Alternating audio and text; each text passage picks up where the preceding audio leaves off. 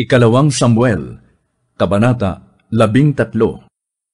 Si Absalom, isang anak na lalaki ni David, ay may magandang kapatid na babae, si Tamar.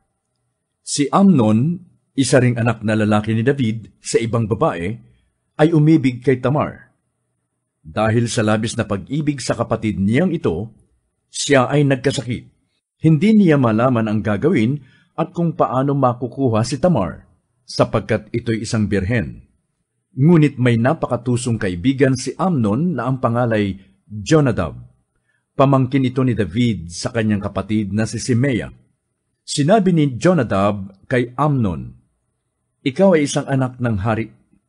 Ngunit tuwing umagay, napapansin kong matamlay ka. Bakit ba?"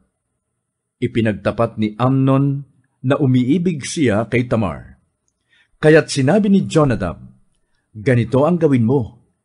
Mahiga ka sa kama at magkunwari kang may sakit. Pagdalaw ng iyong ama, sabihin mong papuntahin si Tamar upang magluto ng pagkain mo. Gusto mong makita siyang nagluluto at siya na rin ang magpakain sa iyo." Kaya't nahiga nga si Amnon at nagsakit-sakitan. Pagdating ng hari, sinabi niya, "Sabihin naman ninyo kay Tamar na pumarito at ipagluto ako ng tinapay. Gusto ko pong makitang siya ang nagluluto at siya na rin ang magpakain sa akin." Ipinagbilin nga ni David na magpunta si Tamar sa tirahan ni Amnon upang ipaghanda ito ng pagkain. Nagpunta naman si Tamar at dinatnan niya itong nakahiga. Kumuha siya ng minasang harina at nagluto ng ilang tinapay habang pinagmamasdan siya ni Amnon. Kinuha niya ito sa kawali at inihain kay Amnon. Ngunit ayaw nitong kumain. Inutusan niyang lumabas ang lahat maliban kay Tamar. Pagkatapos, sinabi niya, "Tamar, dalhin mo rito sa silid ang pagkain at subuan mo ko." Dinala nga niya sa silid ang pagkain ni Amnon.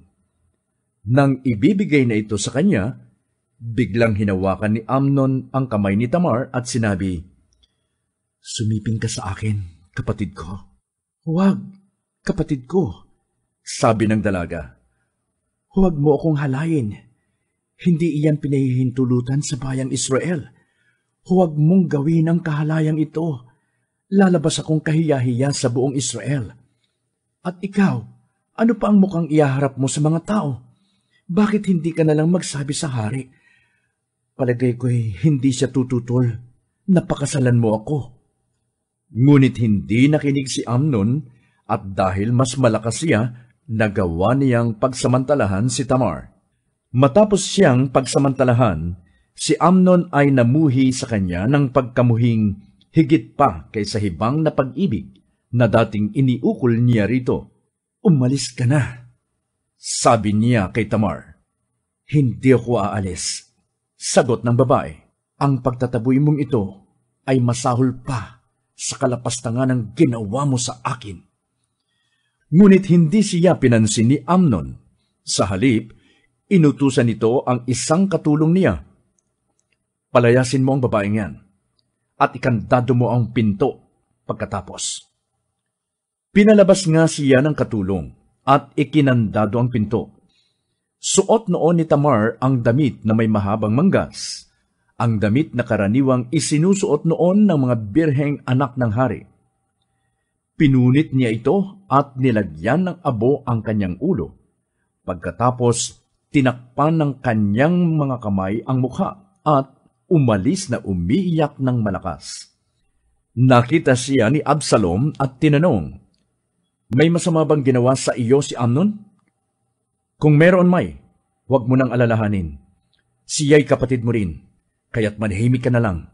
Taglay ang matinding kalungkutan, si Tamar ay nanirahan na lang sa bahay ni Absalom. Galit na galit si Haring David nang mabalitaan ito. Si Absalom na may suklam na suklam kay Amnon dahil sa paglapastangan nito sa kapatid niyang si Tamar. Hindi na niya ito kinibo mula noon.